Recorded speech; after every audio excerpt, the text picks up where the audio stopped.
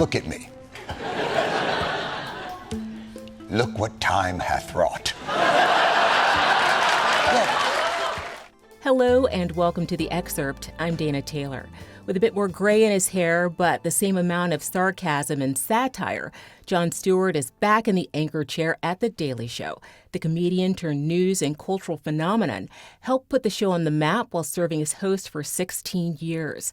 Signing off last in 2015, he is back to voice his outrage and humor as executive producer and host of the show every Monday through the 2024 election.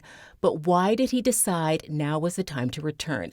I'm joined now by USA Today entertainment writer Marco Della Cava to talk about whether the Stewart of old can still capture the hearts and minds of audiences today. Marco, thanks so much for joining us. You bet. Good to be here. So Jon Stewart had a new show on Apple TV, which only lasted a couple of seasons. It was canceled last year. Why do you think he came back to The Daily Show? Well, Dana, he has himself said, I think it was on Good Morning America recently, that it was over differences of opinion of what he should talk about. I think specifically what's been hinted at is issues related to China and AI. Obviously, Apple, like many tech companies, is big into AI. He probably wanted to make fun / be critical about it, and perhaps they had a difference of opinion. And he said, look, if I'm going to do a show, I need to be able to do what I want to do. And The Daily Show probably said, well, you could do it here. So does Stewart just need a pulpit to rant and rave, or is he dedicating his return to try and make an impact on society and voters? I think the timing is deliberate. Obviously, as he says, we have 9 months to go before an important, if very much deja vu election. So to some degree, I don't think he could resist coming back and helping make sense of things, is the way he puts it. I mean, he's an equal opportunity skewer. He'll skewer Trump as quickly as he will skewer Biden. But I think he just likes to be out there to make some points that makes people think. Now, he's only doing it one day a week. He'll sort of help oversee the rest of the show.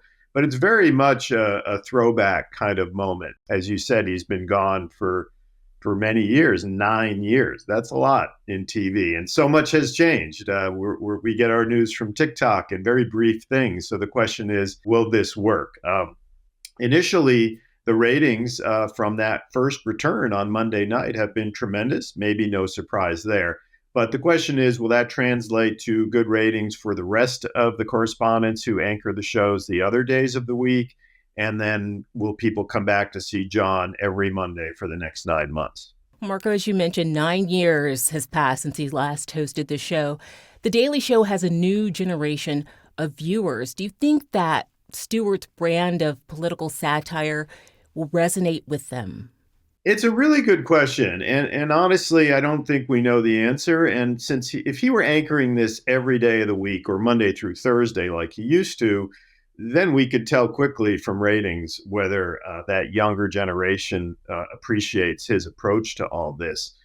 So I think it's savvy in some ways to say, look, you'll get me one day a week. And, who's he going to get? He's going to get me. I'm exactly his age. And I grew up with him on TV, whether it was being funny or literally breaking down in tears after 9/11. So for many people, my age, 50s, maybe early 60s, it's a no-brainer to kind of, it would be like if Seinfeld or Friends came back. That's what it's like. Well, skip past the part of him making fun of his own age, since you've lumped yourself in with him. While he was trying to figure out what to do with his extra time, The Daily Show had some trouble finding its footing. What does this reunion mean for Jon Stewart and for the show? Well, you're right. They had a rough time. The only person who really had notable success was Trevor Noah, who really created his own show remarkably, and then had his own show. Everyone else has sort of struggled. I think it's an opportunity for Jon to both do his thing on Monday and then as executive producer, try and see if there's a viable way forward with a new generation for a new generation when he wraps it up after the election, assuming he wraps it up.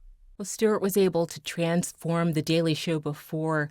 Is he going to stick to his old shtick, or will he need to innovate again to help ratings? If Monday night was any sort of gauge, it's very much his usual shtick, which, if you like his shtick, is still funny. It still works. I mean, he's got the eye rolls, the goofy voices, the Borscht Belt comedian thing, and it's a uniquely Stewart thing. And I think it would be crazy if he just decided to reinvent himself and do something totally different, because that's not why you watch him.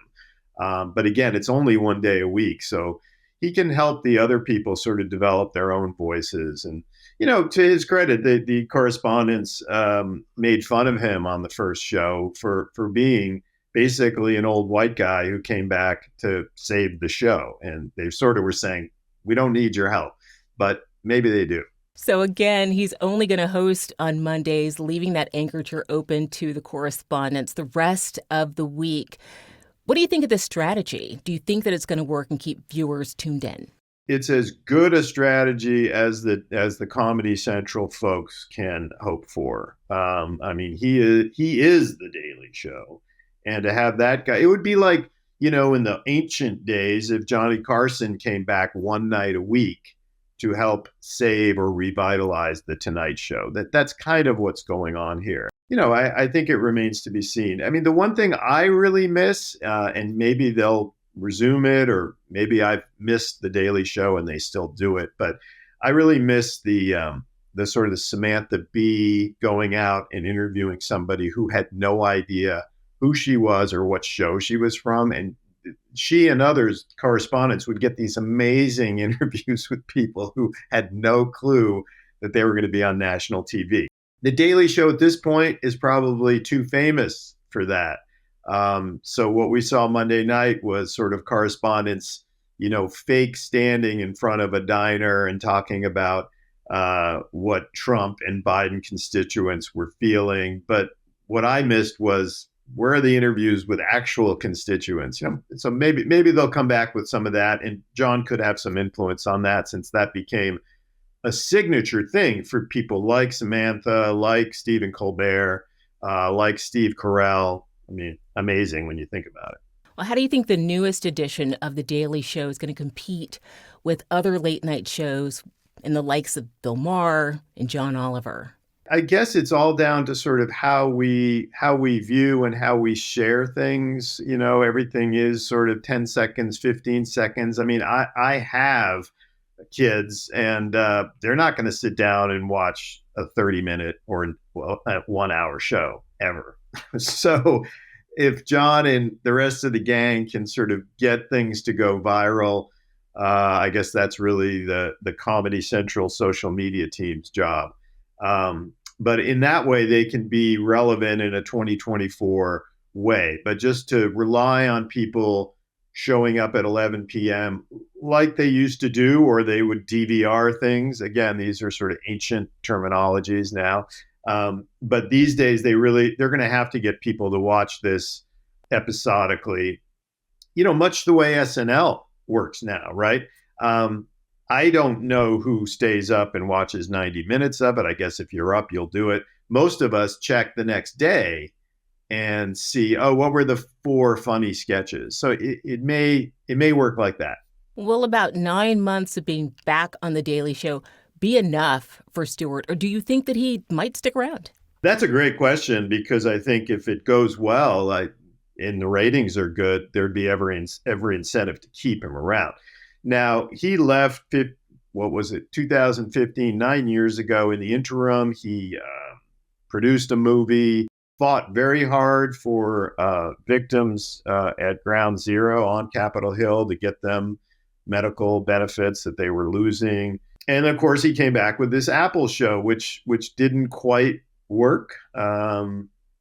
So the question remains, what would he want to do? I don't know that he needs to do anything. He probably wants to do something. And for now, this is it.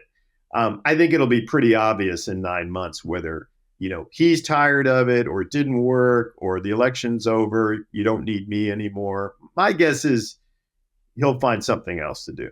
After the 2024 election is over, where will The Daily Show go from there? I think The Daily Show is sort of, I wouldn't say on notice, but this is a great 9-month window to really kind of hit its stride with a guy at the helm who, basically made the show infamous. And I think if it's not working and firing on all cylinders and doing well with him one day a week and the other people the other 3 days, then who knows? It could be time to wrap it up. Because certainly before he came back, you could legitimately question whether the show really had legs anymore because they just were having such a hard time finding anyone to replace John and to replace Trevor. It just wasn't happening. Marco, thank you so much for being on The Excerpt. My pleasure. Thanks for watching. I'm Dana Taylor. I'll see you next time.